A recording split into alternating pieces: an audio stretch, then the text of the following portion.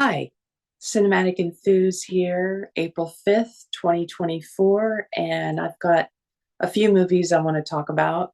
Um, and I hope that you have a chance to watch them at some point. You can always go to my link tree, www.linktr.ee/cinematic enthuse, CINEMATICENTHUS. Or you can just go to my Instagram and look at the link in bio too. But if you're on YouTube and you're watching this, it's good to know where these things are. Okay, so A Millionaire for Christie, 1951. This was a Fred MacMurray and Eleanor Parker. I'm not really familiar with Eleanor Parker's work. I think the only thing I've ever seen her in was a Murder She Wrote episode in the 80s, which actually I think I liked her more in that than I did in this.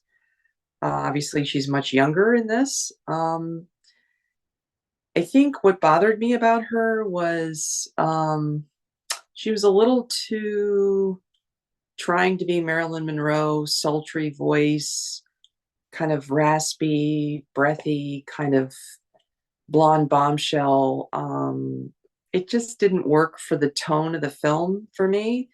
I did like the fact that she was kind of a working girl, because I always like a career comedy. But once again, I love Fred MacMurray. He can do no wrong, in my opinion. I've seen him in a couple movies where it was just a hard movie to watch because maybe it wasn't made too well, but he's just, I think he can do, especially comedy, for using comedy as a benchmark. He's just so versatile, and he's great in this. So uh, I still think it's a 3-star movie. Definitely, really highly recommended. Hi Diddle Diddle, 1943 was really fun. If you're looking for a really fun movie, I would recommend this. And to be honest, I didn't know anything about this movie. I saw it on the list of screwball comedies as a recommendation, and I have these links set up so that you can look at them as well in the comments. But yeah, I didn't know much about this movie. Adolphe Menjou is in it, and he's actually really good. He plays kind of like a cad swindler type, and he's very likable, which is unusual because a lot of times he plays kind of annoying characters, in my opinion. But this one I just thought really worked for him. There's also the added bonus of um, Pola Negri, who I guess was, if you're into silent film, you'll know who she is, and she's very beautiful. I think she dated, is it Rudolph Valentino that she dated in real life? But anyway, I don't know if they were married, but long story short, she plays an opera singer. So you'll get to hear Wagner. And I didn't look up to see who's actually singing on that. Maybe some of you know who that is. But you'll get to hear some Wagner, and that was fun. And you'll get to hear people make fun of Wagner too, because it's 1943, and so I guess plus movies sometimes do that. They make fun of opera, and it's fun. But the unknown actors, well, I had not seen Dennis. I think is it Dennis O'Keefe? I hadn't seen him in anything before this, and I really liked him. I thought he was quite good. I don't remember the female lead, her name as well, but she was quite good as well. And it was just a really good ensemble comedy, and I think on the level as some of the other, it's kind of got a B movie feel to it, but I really think it was so much fun. It kept my attention. I don't want to give away the plot line too much, but I would really recommend this one. It's a good time, good Friday night movie, and it's on YouTube. Now, if you want something, our next movie, The Card, which is a Alec Guinness British comedy. So at first I thought this was one from the Ealing Studios, which you might know of some of his work from the Ealing Studios, like The The Lady Killers, I think, is famous, and also um, what is it? It'll come to me. There's two or three more that are quite famous that he did. And this is actually, I think, a little more light, which is nice because as if you've seen The Lady Killers, his character is a little more sinister in that one. It's a really good dark comedy, Lady Killers.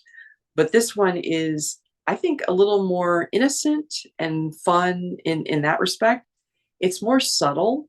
So if you don't mind, kind of, it's not one of these laugh out loud, rolling on the floor type things, but it's a nice slice of life because it's based on a book. Sorry, I don't remember who the author is, but it's, I believe, a British author. And I think the time frame it's in is early 20th century.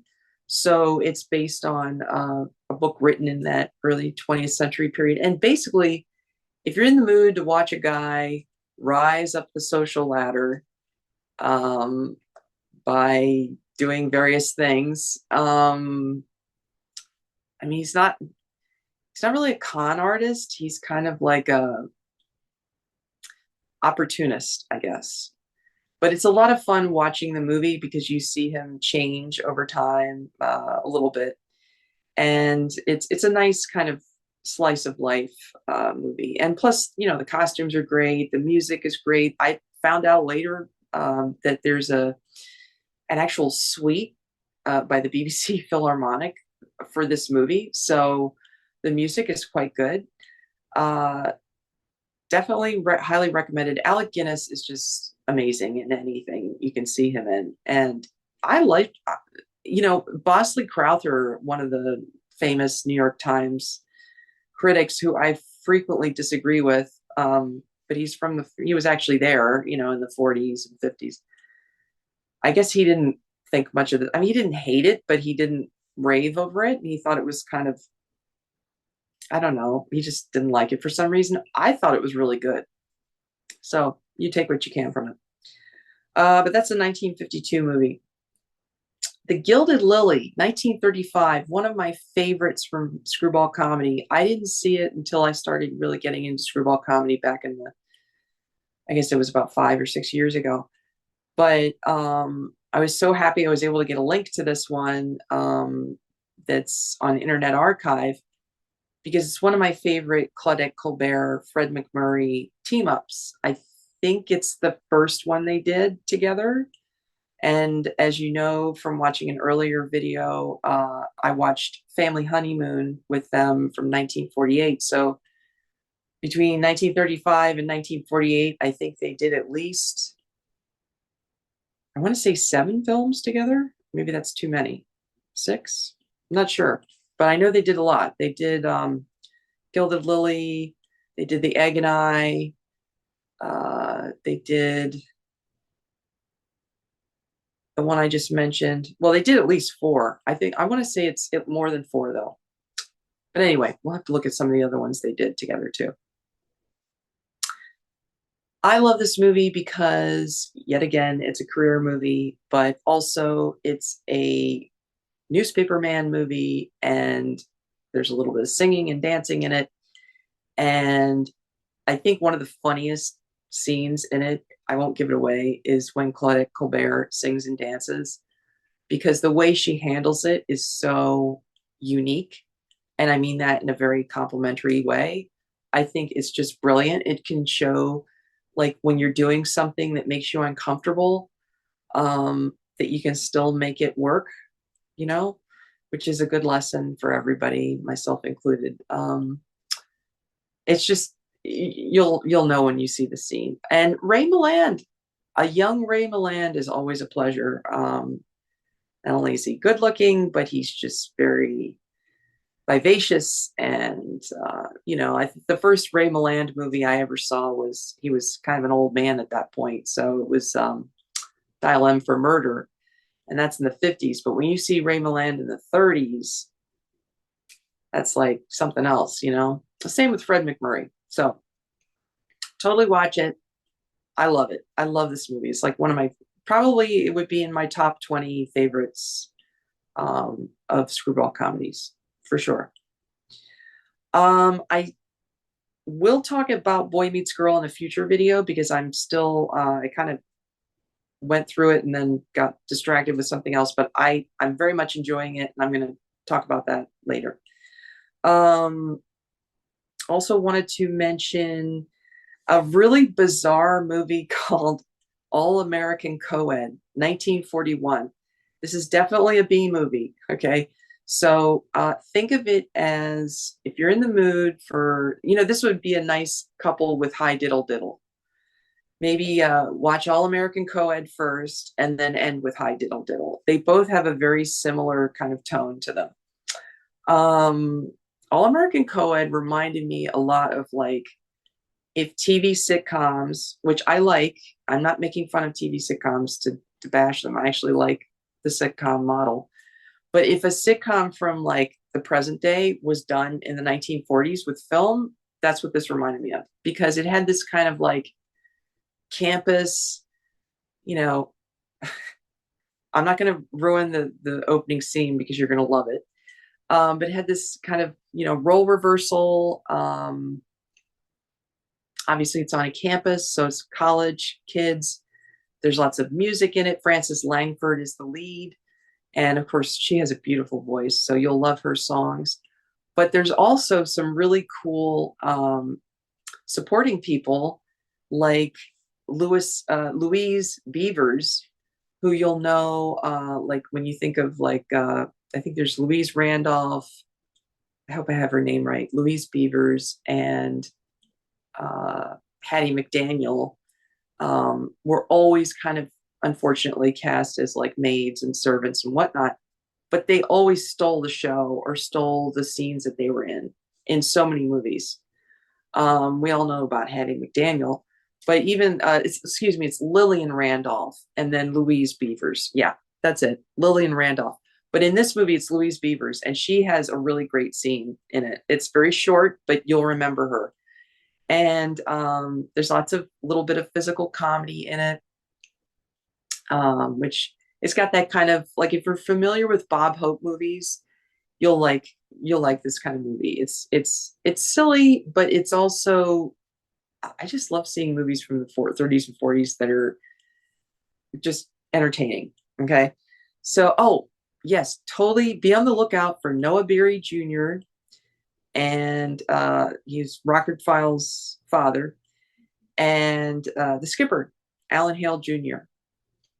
Obviously, they're very young in this. So, lots and lots of fun. So, I would definitely watch that. And it's like 48 minutes. It's not even a full length B movie. B movies are usually, in my opinion, they're usually at least 72 minutes. This one isn't even an hour. So, and it's April, and I wanted to pick two people I like a lot, and they have birthdays this month. I'm just going to try and do that as much as I can. It depends on if I can find their movies, depends on, if they fit in the comedy genre.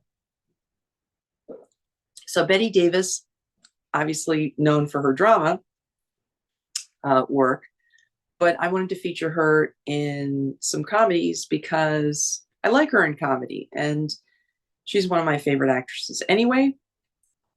And so I chose Jimmy the Gent, which if you haven't seen that yet, that's a really great movie because she's in it with the great James Cagney.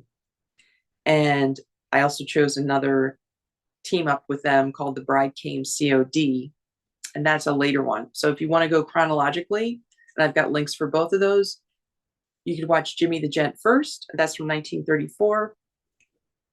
And that's a great little story about basically people swindling each other out of inheritance money. It sounds, well, it's a pretty dark comedy, but it's still, it's still good. They have some really good chemistry together. If you want something a little bit lighter, The Bride Came COD is definitely more on the lighter end of things. It's a little more fast paced and a little more screwball.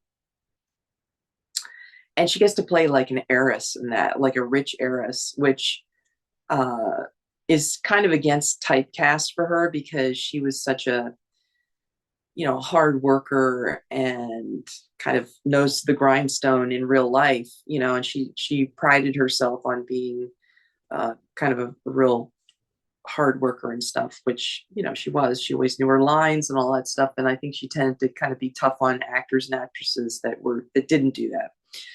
So I can imagine this was kind of a stark contrast for her to just switch to this kind of rich heiress who, is used to having everything. But she gets thrown into these really ridiculous and kind of crazy situations, which is classic screwball. And she and James Cagney together have wonderful chemistry.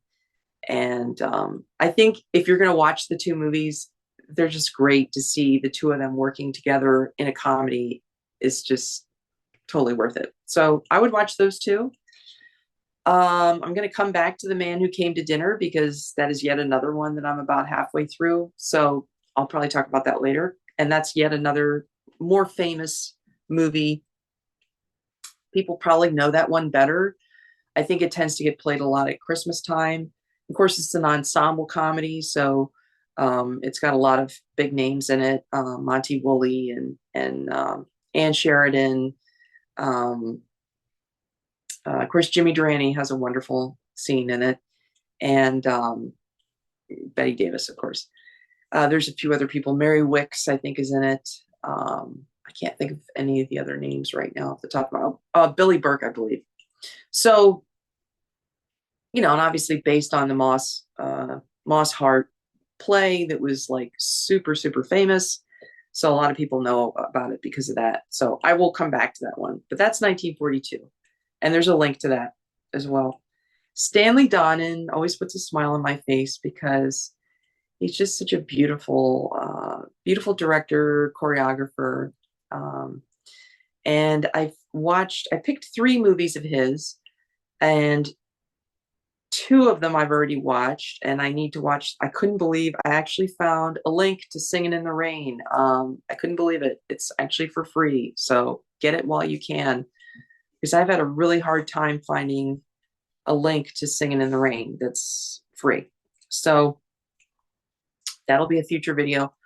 But of course, On the Town, one of my top, probably in my top 5. I mean, I think if somebody were to say what's your favorite musical, I mean, it would be hard to say which is my favorite musical, but On the Town is definitely one of my all-time favorite musicals ever. And that's his direction.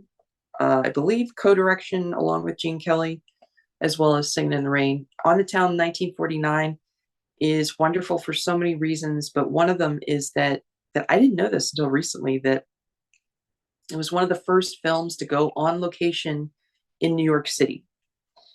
And this is before Singing in the Rain came out.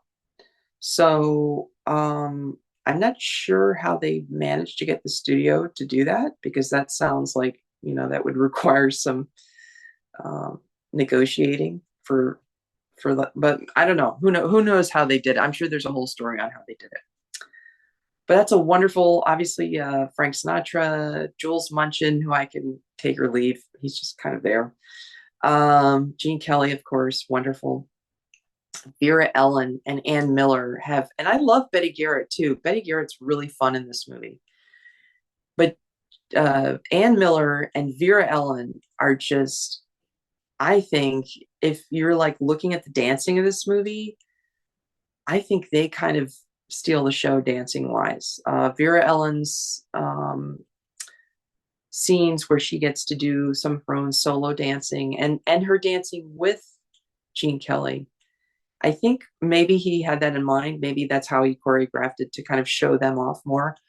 But those pieces, as well as like Ann Miller's piece in the museum, Modern Man. I know the song, you can take it or leave it. But the dance, the actual dance number that's one of those times where you don't hear me talking about like costumes very much, maybe, although I might occasionally. But that dress that she has on is perfect because of the underlining, and she gets to kind of like show it off. That really works well with the dance. So I think it's like a green plaid or tartan kind of pattern which is really very memorable and works well in that dance. Music wise, of course, you can't go wrong with Leonard Bernstein. He's like the greatest 20th century composer. Probably shares that with Gershwin and Copland. There was a lot of controversy. I guess Bernstein didn't like the fact, which I can see why he didn't, because he had a successful Broadway show um, uh, before the movie got made, I think. And as in usual, typical fashion, Hollywood likes to cut and splice everything and insert their own songs in. And I think maybe you get like 3 or 4 actual Bernstein songs, whereas the other 3 or 4 are by, I believe his name is it Ralph Eden, I think, is the composer, but Betty Comden and Adolph Green, I think, were also involved with a lot of the um, lyrics and music, although I might be getting that confused with Singing in the Rain, but I think they were on the Town too. Long story short, there's a couple songs you can tell where it's Bernstein and you can tell where it's not Bernstein. And I like it's Roger Eden. Roger Eden. I like some of the songs that aren't Bernstein's. There's one. I think the song "Modern Man's" okay. It's okay. I think that "Come Over to My Place" might be a Bernstein song. I think that's originally from the musical. New York, New York's from the musical, so that's Bernstein. And of course, some of the symphonic stuff, like especially the Vera Ellen, I think it's called Street Serenade or something like that. That is definitely Bernstein. You will definitely hear Bernstein in that, and that's absolutely gorgeous music. Um, Definitely watch that one. There's a lot of fun stuff going on in that musical. And let's see, Charade. I will end it there. Charade is pretty fabulous. It's a very popular movie still, which is nice. And you're jumping ahead about what, 14 years after we're going from 1949 On the Town to 1963, Charade. It wasn't Cary Grant's last movie, but I think it was his either second to the last or third to the last. I believe there was at least 1 or 2 more after that. I can't remember which year Grass is Greener came out, but I believe he did Walk, Don't Run after. So that Walk, Don't Run was his last movie. I think that was after Charade. But what's amazing when I watch Charade is I'm sitting there looking at this, and he does a lot of running in this movie, like more than I expected. Like I've seen this movie before, obviously, but I had forgotten how much running he does. And I think he's like at least almost 60 at this point. So you're watching an almost 60-year-old man running around the metro, which is pretty impressive. Considering I heard that he didn't really, maybe he was lying, I don't know, but I read somewhere that he wasn't really, I don't think he had a rigid workout regimen, but which I kind of think might not be completely true because he looked like he was in pretty good shape. But anyway, that's pretty impressive. Of course, the wonderful appeal of him and Audrey Hepburn is super, but I think what makes it really interesting is the different characters he gets to go through. And you get to see the changes in the characters and her response to that. And I think everybody says that this is the Hitchcock film that Hitchcock didn't make. Of course, it's in that kind of, I think it's trying to emulate that. But I think what's nice about it is it's not a Hitchcock film completely, because Stanley Donen has his own way of doing things. And, I think especially with the Henry Mancini score, you can tell Henry Mancini is a little too melodious for Hitchcock. He's a little too romantic, I think. So Whereas Hitchcock tends to go after the music that's very tense. And I mean, I'm not saying there isn't tense music in Charade, there is, but it's just a much more international kind of and romantic kind of feel to it, you know. And so, of course, Paris is the probably the fourth or fifth character in the movie. You have James Coburn and George Kennedy, and I can't remember the guy's name, but he's, you know, another famous Ned somebody, I think. He plays the third character and of course Walter Matthau.